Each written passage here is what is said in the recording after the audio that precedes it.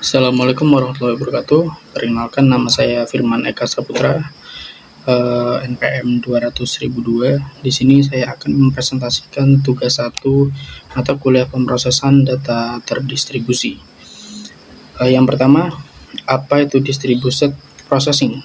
Distribusi processing atau pengolahan terdistribusi merujuk pada pendekatan dalam pemrosesan data di mana tugas-tugas pemrosesan dipecah menjadi beberapa bagian dan dapat dijalankan secara simultan pada beberapa komputer atau node di jaringan. Pendekatan ini bertujuan untuk meningkatkan efisiensi dan kinerja sistem dengan memanfaatkan sumber daya komputasi yang tersedia secara paralel dan terdistribusi. Lalu contoh aplikasi dari distributed processing ini termasuk sistem basis data terdistribusi, komputasi grid, dan cloud computing.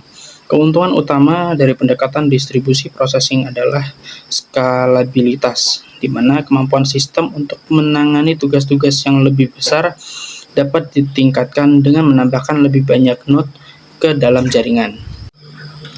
Yang kedua, bagaimana sih teknologi ini dimanfaatkan? Distributed processing biasanya digunakan untuk meningkatkan efisiensi dan kinerja sistem dalam mengolah data dengan memanfaatkan sumber daya komputasi yang tersedia secara paralel dan terdistribusi. Beberapa cara di mana distributed processing dimanfaatkan antara lain, yang pertama, memproses data besar. Ketika jumlah data yang diproses ini sangat besar, distributed processing dapat digunakan untuk mempercepat waktu pemrosesan. Yang kedua, mempercepat waktu pemrosesan.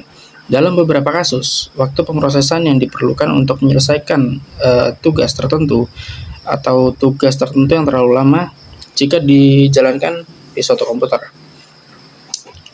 Yang ketiga, memperbaiki ketersediaan sistem.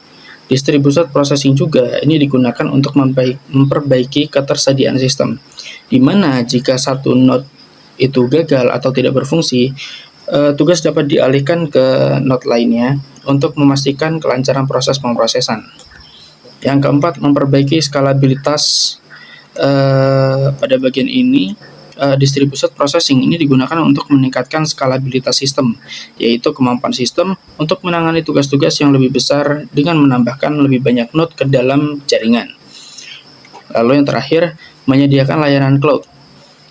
Pada distributed processing juga ini digunakan oleh penyedia layanan cloud seperti Amazon Web Service, Google Cloud, dan Microsoft Azure. Layanan ini memungkinkan pengguna untuk memanfaatkan sumber daya komputasi terdistribusi untuk memproses data atau menjalankan sebuah aplikasi. Yang ketiga, kelebihan dan kekurangan produk distribusi processing. Kelebihan yang pertama itu ada Apache Hadoop, di mana Apache Hadoop ini memiliki kelebihan sebagai berikut: skalabilitas tinggi dan dapat mengelola data besar. Yang kedua, toleransi kesalahan yang baik. Yang ketiga, sumber daya terdistribusi yang efisien. Yang keempat, open source dan kompatibel dengan berbagai teknologi. Lalu untuk Apache Hadoop ini memiliki kekurangan, yaitu kompleks dan memerlukan kurva belajar yang tinggi, memerlukan biaya infrastruktur yang besar, tidak dapat memproses data secara real time. Yang terakhir, keamanan tidak cukup kuat dan memerlukan sistem tambahan untuk melindungi data-datanya. Berikut adalah contoh penggunaan Apache Hadoop. Yang pertama, analisis data besar, big data analysis di berbagai industri seperti keuangan, telekomunikasi, kesehatan. Lalu proses data berbasis streaming dalam aplikasi real time seperti industri game dan media streaming. Lalu penyimpanan dan pemrosesan data sensor dalam aplikasi Internet of Things.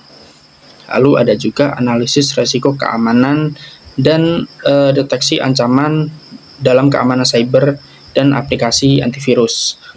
Lalu ada juga pengolahan data berbasis lokasi untuk memberikan rekomendasi lokasi dan peta dalam aplikasi travel atau sebuah navigasi. Lalu yang terakhir, pemrosesan citra dan video dalam aplikasi pengolahan gambar medis dan video streaming. Lalu yang kedua, produk yang kedua adalah Apache Spark. Di sini Apache Spark punya kelebihan. Yang pertama, lebih cepat daripada Apache Hadoop untuk memproses data yang besar. Dapat digunakan untuk memproses data real time atau batch, kompatibel dengan berbagai teknologi dan sumber data. Yang keempat, sangat scalable dan memiliki toleransi kesalahan yang baik. Untuk kekurangan dari Apache Spark ini memerlukan sumber daya yang lebih besar daripada pemrosesan data tradisional. Terus kekurangannya lagi adalah kurangnya dukungan keamanan yang kuat, namun dapat diatasi dengan integrasi sistem keamanan tambahan. Lalu kompleks dan memerlukan kurva belajar yang tinggi. Yang terakhir, sangat bergantung pada memori sehingga dapat mengalami masalah jika memori tidak cukup.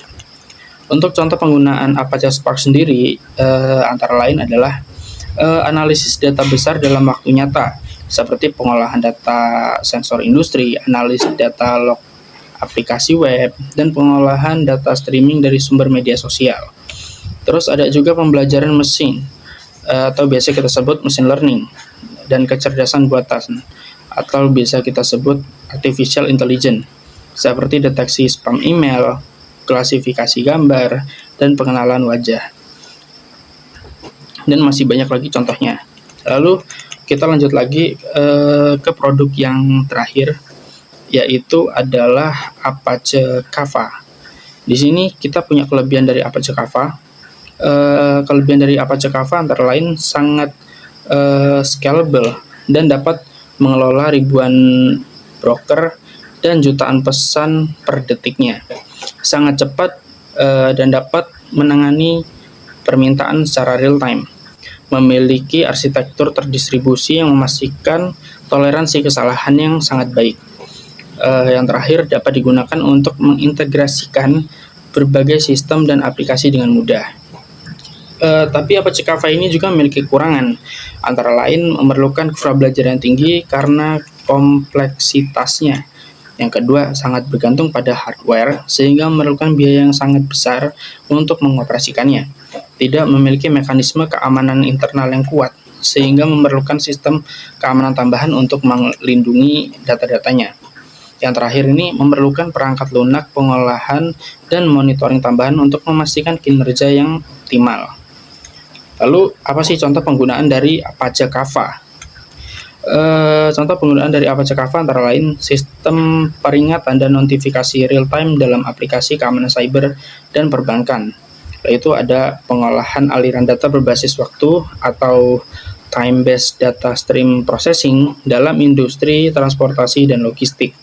Terus juga contohnya ada lagi pengiriman pesan dalam aplikasi e-commerce, media sosial, dan platform game. Terus juga ada integrasi sistem dalam aplikasi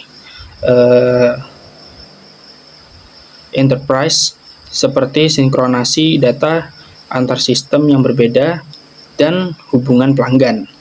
Terus itu yang terakhir penyimpanan data mentah atau raw data storage untuk aplikasi data pemuat ulang, data reloading, dan data analisis ulang atau biasa kita sebut reanalis.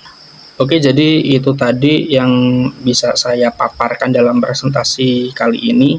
Kurang lebihnya mohon maaf. Saya akhiri. Wassalamualaikum warahmatullahi wabarakatuh.